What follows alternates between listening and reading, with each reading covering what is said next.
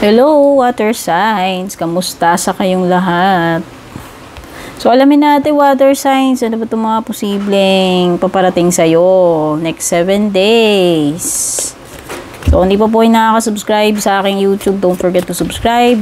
Like and follow na rin po yung ating FB page, Instagram, TikTok. Mag-send lang po kayo ng PM. Kung gusto nyo ng paid personal readings, yung link na kailangan nyo sa aking FB page nakalagay sa description below. Tignan na natin muna yung overall energy ninyo itong next 7 days. Water signs, Cancer, Scorpio, Pisces. So, mas maganda kung alam ninyo yung Sun, Moon, Rising, and Venus signs ninyo para mapanood nyo rin yung ibang readings para sa ibang placements ninyo. So, research nyo na yan. Kung hindi nyo pa alam, mas maganda na alam ninyo lahat yung Sun, Moon, Rising, and Venus signs. So, hindi lang isang sign meron tayo. So, ano yung overall energy mo? Water signs. Cow spirit. The miracles are endless. Wow. Alam mo, ito yung mga siguro may mga miracles na paparating sa'yo. Pwedeng may mga challenges, mga mahihirap na sitwasyon, pero ikaw ay makakaligtas or masusurvive mo, masusolusyonan mo. Basta may darating na miracles para sa iyo. Ayan o, endless. Sinasabi dito, water signs, kahit na ikaw ay hindi deserving ng mga miracles na yan, ipinapadala sa iyo yung mga grasya na yan. Alam mo ba itong mga miracles, ito yung mercy sa atin ni God, kahit na hindi tayo deserving, pinapadalahan pa rin niya tayo everyday ng miracles. The fact na nagigising tayo araw-araw is a miracle. The fact na may kinakain tayo, despite yung iba, nagre-reklamo pa rin sila sa buhay nila, you're still blessed. Pwedeng yung iba, may taning na yung buhay nila. Pwedeng yung iba, wala silang pamilya, solo lang sila. Pwedeng yung iba, buhay nga, gulay naman, nakahiga lang. Pwedeng yung iba, buhay nga, hindi naman nakakakita, hindi nakapagsalita, hindi nakakapaglakad.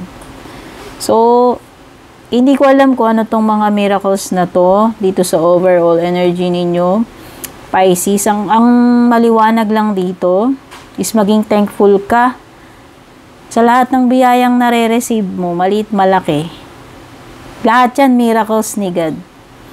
Yun lang yung sinasabi ko. Kaya kung ikaw ngayon ungrateful ka, hindi mo na papansin yung mga biyaya na yan. Aba, mag-isip-isip ka. No? The fact na nandito ka pa rin ngayon is a miracle. The fact na nakapag-birthday ka, itong taon na to, miracle pa rin yun. So, kung ano man ito, take it as a miracle and dapat maging aware ka, hindi lang yon, maging thankful ka and grateful ka. Itong mga miracles na nare-receive mo.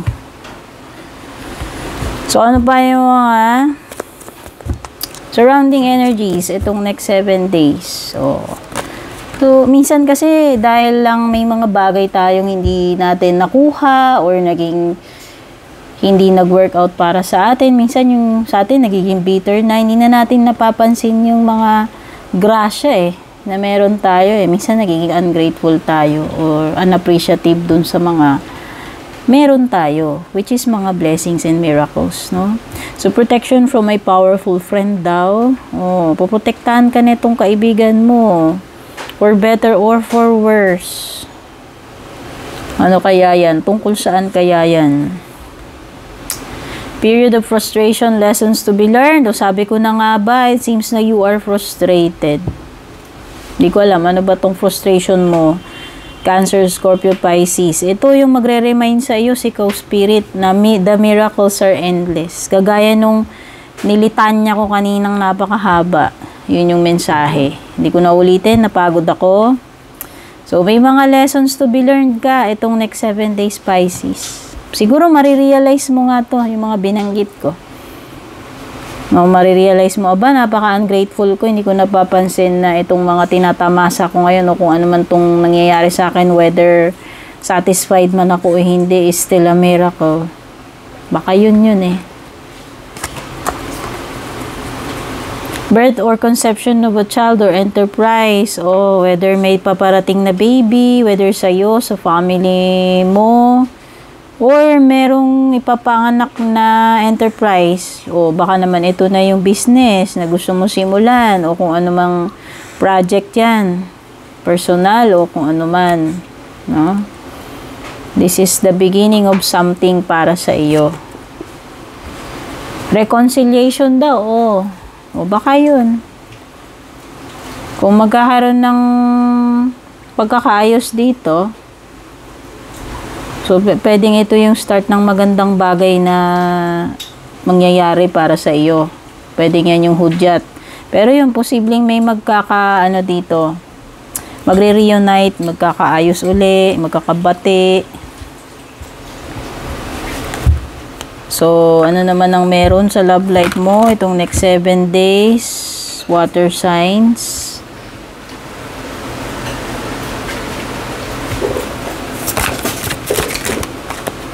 Ayan, tumatalon yung mga baraha mo. Family, uy! May mabubuong family o may magsisimula ng pamilya kasi nga may babing paparating. Ikaw na ito.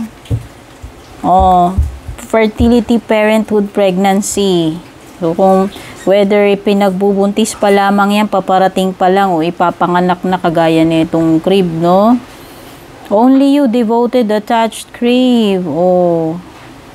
Wow. So, may nangangamoy dito na na kayo, magsasama as a family, bagong kasal kayo. Basta, meron ditong something na magbubuo kayo ng family. Para sa'yo, nahanap mo na yung the one, only you. Kaya devoted ka dyan. Siya lang talaga yung kinikrave mo, or siya yun na yan yung nagsasalita niyan. Hindi ko alam kung energy mo yun, energy niya, pero para sa kanya or para sa'yo, ito na yung person na yun. Siya na yung the one. Diba? Natapos na yung long journey ng paghahanap mo ng kabiyak mo, and ito na, mukha nga natagpuan mo na siya. So, mukhang ang mga paparating sa iyo ay may kinalaman sa journey mo dito sa love life mo na napapunta na sa pagpapamilya. No? Kasi natapos na yung long journey ng paghahanap mo, nahanap mo na yung the one mo. Diba? Ang ganda. Sabihin, eto na yun.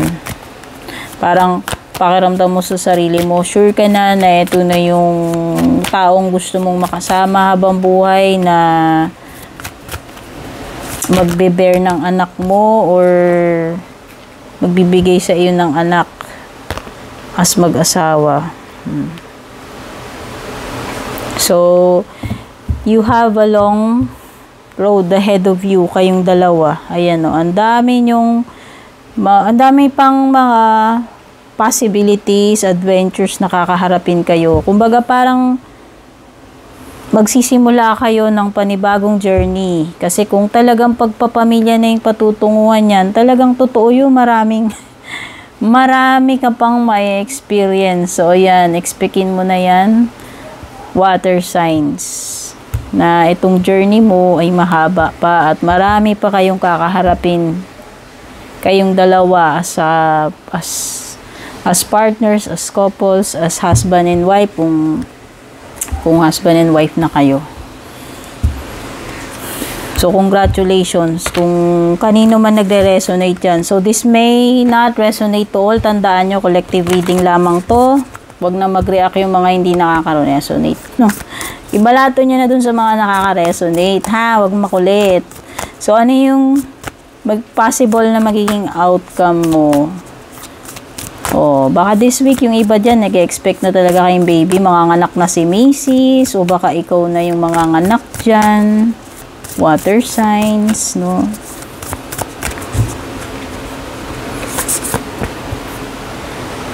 Be fearless and bold. Yung outcome mo dito is, if you are lacking confidence, ang sinasabi ni Badger Spirit, kaya mo yan. Huwag ka matakot. Maging fearless and bold ka daw. Naharapin ito, kung ano man itong kakaharapin mo. Kasi mukhang yun yung kailangan mong gawin, no? Hindi ka pwedeng walang confidence sa sarili mo, hindi pwede na isipin mo hindi mo kaya or natatakot ka, nakakabahan ka kasi ngayon mo lang kakaharapin to. Wala ka rin naman choice at all kasi kakaharapin mo pa rin yan eh.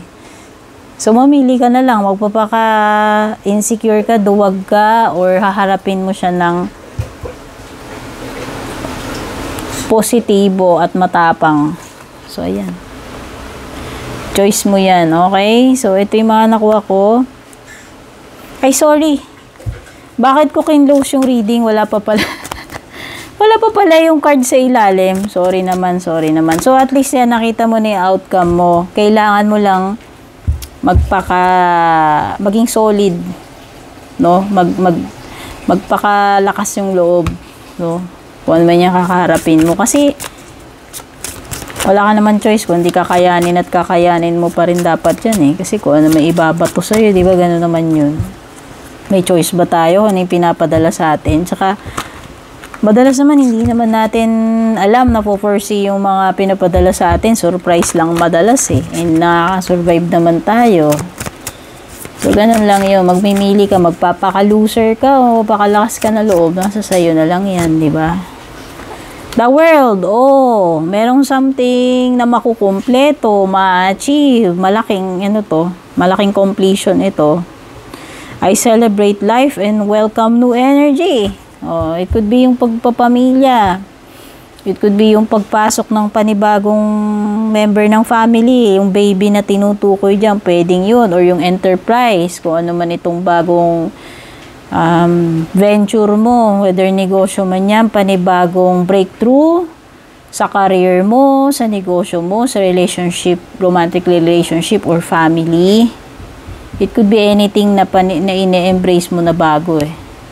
Something na it's a commencement. So, kung meron man ikaw na-achieve dito, natapos, so you will enter something. No? Panibagong chapter ito. Yun yung nafe-feel ko. Panibagong chapter. Major ito na, major event ito sa buhay mo. Water signs. You have the 8 of Cups. I accept my situation without resistance. O, diba gaya nga ng sabi ko, you will be fearless and bold. You don't have to be afraid kahit hindi mo pa alam tong mga paparating sa'yo. All you have to do is to be faithful. No? Trust God's plan. Kung ano yung plan niya para sa iyo. You need not worry. You need not be anxious. No? Ayan. So, kung ano man ito, hindi mo nalalabanan ito, you will just accept. You will just open yourself and embrace kung ano man itong paparating sa iyo. That's more of what I feel dito sa 8 of Cups mo. And the last 2 cards, you have Page of Pentacles. So, you could be dealing with an earth sign. Taurus, Virgo, Capricorn. I am open to opportunities for personal growth. O, diba? You are very open, very willing to accept anything na kakaharapin mo ipapadala sa iyo. Ang ganda. So, you are like a cup na ready ka kung ano yung ibubuhos sa iyo. No? Ready to receive. So, para ka na rin nagmamanifest dito actually. So, parang ito ay parang may kinalaman siya sa abundance, pwedeng sa material, sa career, sa pera. I'll celebrate everything I achieve. O, diba? Like I told you to the world, meron kang malaking achievement. Ayan, nakikita mo yan. So, this is something na na-acquire mo, na nakumpleto mo, nabuo mo. Through Pwedeng through the years, through hard work, matagal na panahon mong ginugol ito, and you will celebrate itong malaking achievement mo kasi you deserve it. So it is a success for you. No, kung ano man achievement yan, malaki yan. And this will be yun nga yung commencement ng panibagong paparating sa iyo, which you are very openly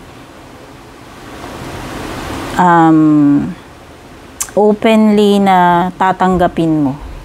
Yun yung nafe-feel ko. Okay? So, thank you so much for being here. Water signs, maraming salamat sa support ng ating mga loyal supporters dito. Huwag po sana kayo magsawa. Syempre, don't forget to like and share this video. Take care and God bless. Don't forget to subscribe.